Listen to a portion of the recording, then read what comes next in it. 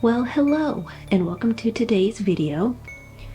So for today's video, I thought it would be fun to check out and take a look at these diamond paintings. So I went to Michael's, excuse me, I went to Michael's recently and I found these diamond paintings there by Make Market.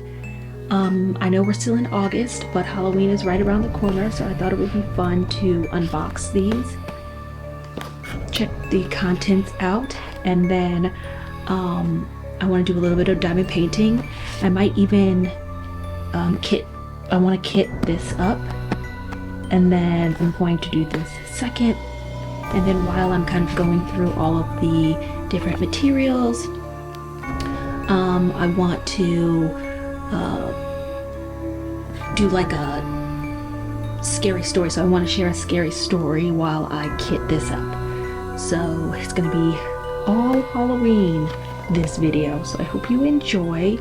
So yeah, so let's get into it.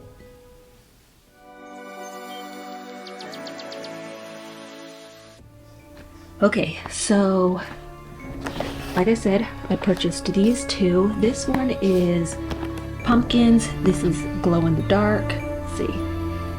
And then it shows you what it looks like in the dark.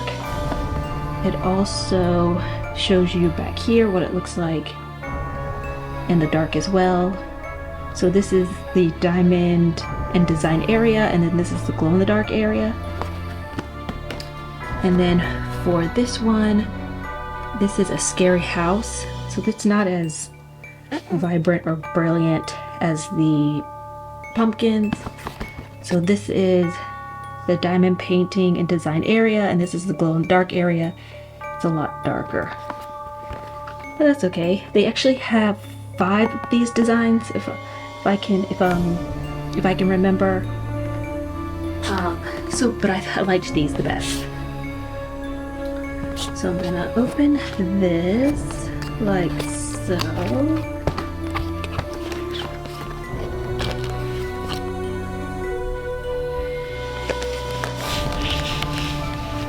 This is probably one of the largest diamond painting canvases I've done. I really like smaller canvases.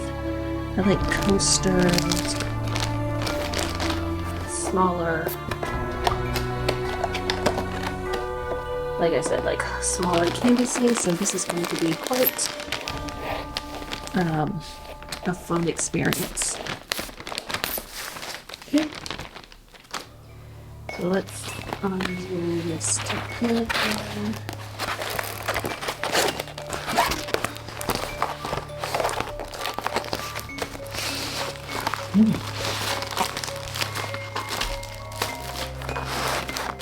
Okay, that's very nice. All right, so what I like to do is just take this and kind of roll it this way, just to kind of get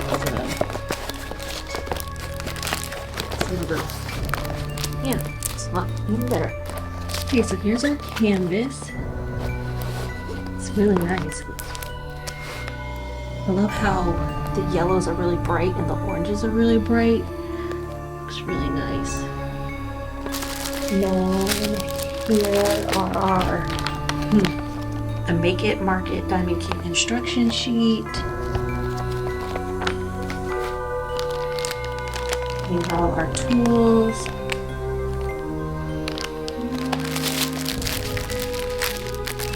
And then all of our diamonds.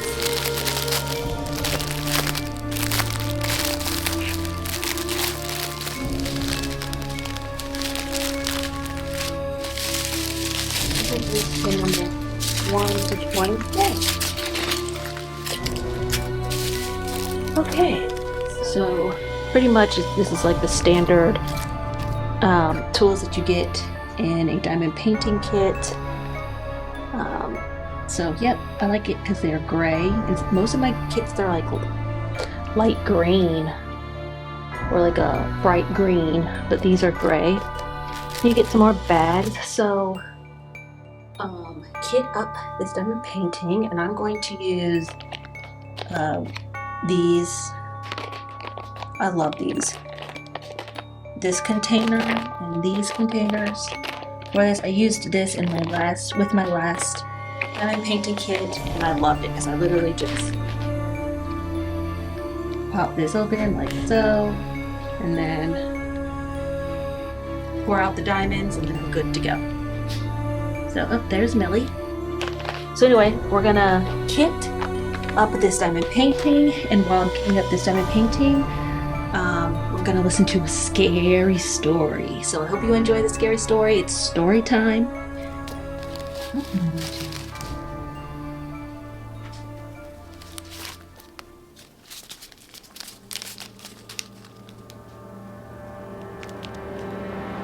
Hey there, I'm Jenna, and I've got a spine-tingling story to share that happened last summer. My friends and I, Amy, Mike, and Lisa, were always up for a thrill, and that's how we found ourselves inside the abandoned, mysterious Midnight Manor. The manor had stood empty for years, a relic of the past with a reputation for being haunted. The night we decided to explore it, a full moon cast an eerie glow over the crumbling facade. With flashlights in hand, we cautiously entered, our hearts racing. The air inside was icy, and the silence felt deafening. Our steps echoed as we ventured deeper, discovering rooms frozen in time, covered in dust and cobwebs. It was like stepping into a forgotten world. As we explored, we stumbled upon an old portrait hanging crookedly on a wall. The figure in the painting seemed to watch us, its eyes following our every move. Lisa shuddered and said she felt a cold hand brush against her arm, but we laughed it off, attributing it to nerves. But then things started getting stranger. We heard faint whispers, voices that seemed to echo from the walls themselves. "Get out!" they seemed to say, sending chills down our spines. Mike nervously joked that it was just the wind, but even he couldn't hide his unease. As we made our way to the grand ballroom, a chill breeze swept through, extinguishing our flashlights. Panic set in as we struggled to relight them, but when the room illuminated again, we weren't alone. In the center of the ballroom, a figure in a tattered dress stood, swaying gently. We could barely make out her face, but her hollow eyes bore into ours. Frozen in fear, we watched as she raised a hand and pointed toward a hidden door. Terrified yet strangely compelled, we followed her gaze and discovered a staircase leading down to a dark basement. The air grew even colder as we descended, our footsteps echoing with a sense of foreboding. In the dim light of our flashlights, we saw the walls covered in arcane symbols, and a haunting melody filled the air. Our hearts raced as we realized that we were in the heart of something otherworldly. And then, the floorboards creaked beneath us, and we knew we weren't alone. From the shadows emerged more figures, their ethereal forms swirling around us. Their whispers grew louder, and a voice pierced through, revealing the tragic tale of a forbidden love that had torn this place apart.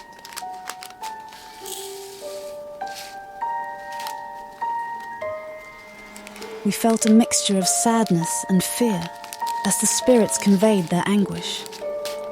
But then, as suddenly as they appeared, they vanished, leaving us in stunned silence. The room was still, and the only sound was our pounding hearts.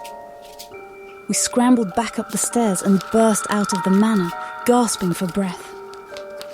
The moonlight seemed to welcome us back to the world of the living, and we stumbled away from the Midnight Manor. We never spoke of that night again, but the memories haunted us. The echoes of whispers, the chilling apparitions, and the feeling that we had brushed against the realm of the supernatural. It was a tale we'd carry with us forever, a reminder that sometimes curiosity can lead to encounters beyond our wildest imagination. So there you have it, our hair-raising adventure in the Midnight Manor. And if you ever find yourself near that old decaying mansion, remember one thing. Sometimes it's best to leave the past undisturbed.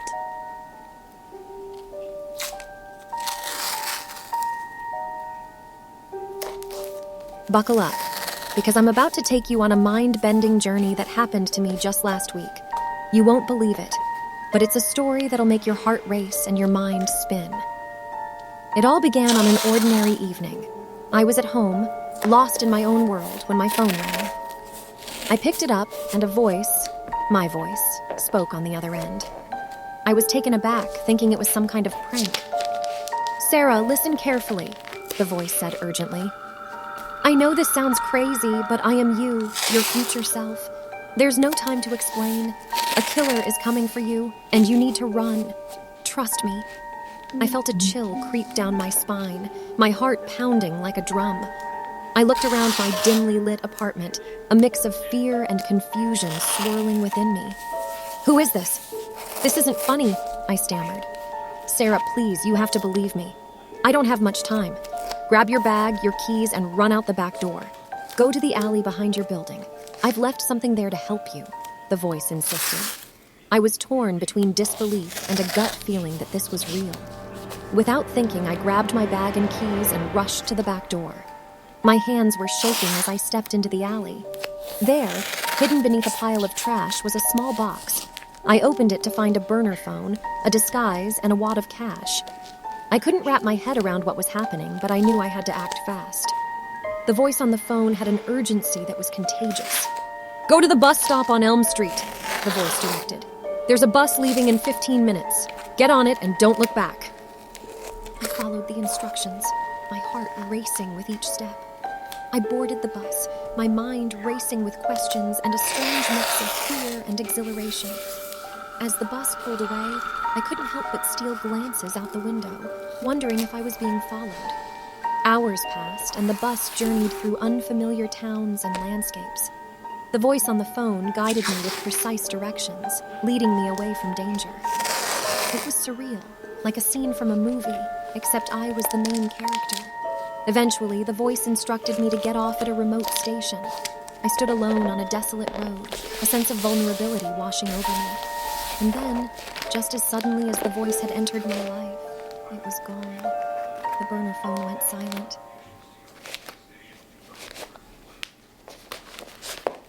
I stood there, the weight of everything sinking in.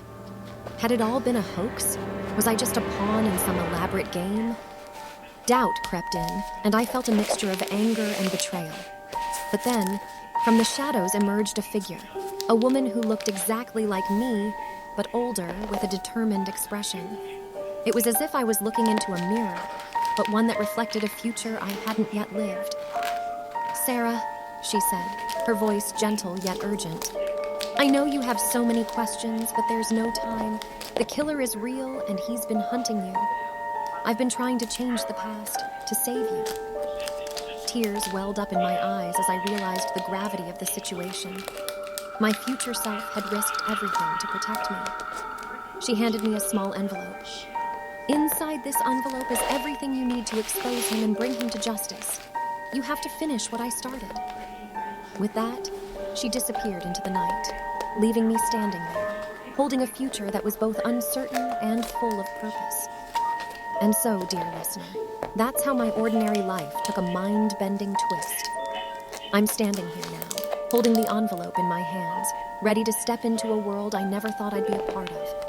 The echoes of tomorrow have changed me, and I'm ready to face whatever comes next. Days turned into weeks as I meticulously followed the clues and evidence my future self had left behind. I dug deep into the darkness, unearthing secrets that sent shivers down my spine. The more I uncovered, the closer I came to exposing the killer's true identity. Late one night, I found myself standing in front of an old, decrepit building, the heart of the web of corruption that my future self had warned me about. With the envelope clutched tightly in my hand, I took a deep breath and stepped inside. The air was heavy with tension as I navigated through dimly lit corridors, heart pounding in my chest. Each step felt like a countdown to an inevitable confrontation. And then, in a room suffused with an eerie red glow, I came face to face with him. The man who had haunted my nightmares, the same man my future self had fought to protect me from. "Sarah," his voice oozed with a chilling confidence. "You're more resourceful than I anticipated." In that moment, everything clicked into place. The killer was a master manipulator, weaving a web of lies and deceit that ensnared his victims. But I wasn't just any victim. I was the one who had slipped through his grasp, thanks to my future self's intervention. I stood my ground, determination burning in my eyes. "You won't escape this time. I know the truth, and I have evidence that will bring you down." His sinister smile wavered as he realized I was a force to be reckoned with. A tense standoff ensued, each second pregnant with the weight of our pasts and the uncertainty of our futures. And then, as if fueled by a surge of strength from the echoes of my own destiny, I lunged forward, the envelope held high. The room erupted into chaos as evidence tumbled to the floor. Documents, photographs, recordings that laid bare his malevolent deeds. He was cornered, his facade of control crumbling under the weight of undeniable proof. With a mix of fury and desperation, he attempted to flee, but the walls seemed to close in on him, the echoes of his past transgressions imprisoning him. As the authorities closed in, justice finally caught up to the man who had haunted my life and my future selves. Weeks turned into months, and the aftermath of my ordeal was both cathartic and transformative. My actions had not only saved my life, but it also shattered the cycle of fear that the killer had perpetuated. My future self's sacrifice had set me on a path of empowerment and resilience. So there you have it, a story of twists and turns, of a connection that transcended time itself. As I stand here today, recounting the chilling events that unfolded, I'm reminded that even in the face of darkness, the echoes of tomorrow can guide us towards the light.